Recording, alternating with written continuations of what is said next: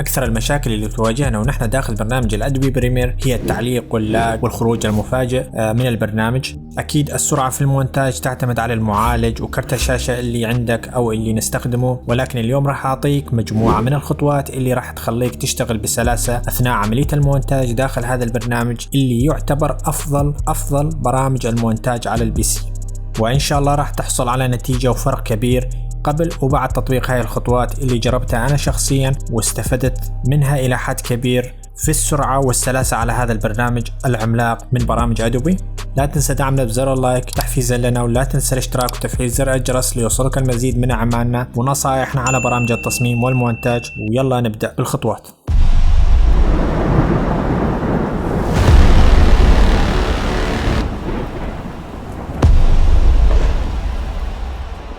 بكل بساطة أول خطوة راح نقوم بها راح نشغل برنامج الأدوبي بريمير على كرت الشاشة الخارجي. بكل بساطة ونحن على سطح المكتب راح نضغط كليك يمين وراح نختار إظهار الخيارات الإضافية وراح نختار نيفيديا كنترول بانل. راح يفتح لنا واجهة الكنترول بانل بهذه الواجهة اللي شايفينها أمامكم. احنا راح نضغط على آخر خيار وراح نغير هذا الخيار إلى اسم كرت النيفيديا اللي عندنا.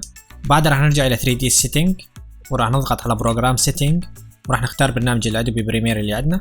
راح نضغط على هذا الخيار وراح نبحث عن برنامج الأدوبي بريمير. هذا برنامج الأدوبي بريمير. إذا ما لقيت برنامج الأدوبي بريمير بين هاي البرامج راح تضغط على اد وراح تبحث عن برنامج الأدوبي بريمير بين هاي البرامج. وكمان إذا ما لقيت برنامج الأدوبي بريمير في هاي القائمة راح تضغط على براوزر، راح تضغط على ديسكتوب وراح تبحث عن برنامج الأدوبي بريمير وراح يطلع لك برنامج الأدوبي بريمير بهذا الشكل. راح تحدده وراح تضغط اوبن، راح يظهر معك برنامج الأدوبي بريمير بهذا الشكل. احنا راح نغير هذا الخيار من هذا الخيار إلى الخيار الأوسط وهو هيج بروفنسز نيفيديا بروسيسور، يعني الأداء العالي للمعالج. راح ننزل شوي لأسفل، طبعا يعني الإعدادات عاملها قبل هالمرة ولكن راح أعطيك أهم إعدادات في هاي القائمة. بالنسبة للتكستشر كواليتي احنا راح نختار هيج بروفنسز أو تختار هيج كواليتي انت بالحسب اللي تريده. بالنسبة للهيج بروفنسز راح يعطيك أداء عالي، وبالنسبة للهيج كواليتي راح يعطيك جودة عالية. أنا راح أختار هيج بروفنسز. بالنسبة للباور مانجمنت مود أعلى شيء وهو الماكسيموم بريفورمانس. بالنسبة للوبن جي ال ريندنج جي بي يو راح نختار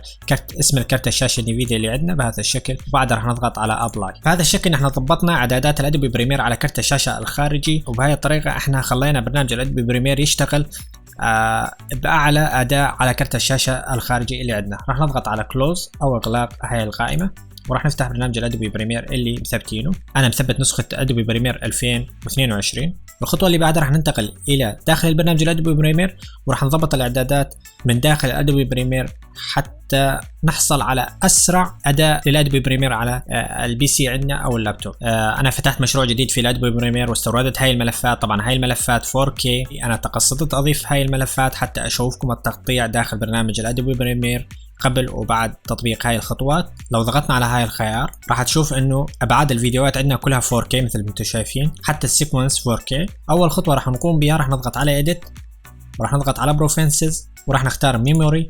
طبعا نحن راح نخلي الادوبي بريمير ياخذ اكبر عدد من الرام، وبكل بساطه احنا راح نخفف هذا الرقم. انا راح اخلي التطبيقات الاخرى تاخذ وليكن 6 جيجا بايت من الرامات، والادوبي بريمير راح اخليه ياخذ 10 جيجا بايت من الرام. يعني نحن عملنا توزيع للرامات داخل برنامج الادوبي بريمير. اثناء العمل على الادوبي بريمير وكنت فاتح برنامج تصوير او جوجل كروم او اي تطبيق اخر راح ياخذ فقط 6 جيجا بايت من الرامات، اما الادوبي بريمير راح ياخذ 10 جيجا بايت من الرامات. بالنسبه للاوبتمايز ريندنج احنا راح نخليه على اول شيء لانه عندي عدد الرامات 16، في حال كان عندك عدد الرامات 32 جيجا بايت وكرت الشاشه يكون عندك عالي نوعا ما فراح تختار بدل بروفنسز راح تختار ميموري وراح يشتغل معك الادوبي بريمير بكفاءه عاليه. نحن خلصنا من ثاني خطوه راح نضغط اوكي. طبعا انا راح اشغل واشوفكم التقطيع في الادوبي بريمير. مثل ما انتم شايفين انا عم شغل برنامج الادوبي بريمير ولكن بدون اي تقطيع، لاني مخفي جميع الليرات اللي ضايفها. في عندي انتقالات وفي عندي ادجستمنت لاير انا ضايف عليها تاثير البلور. طبعا اذا اظهرت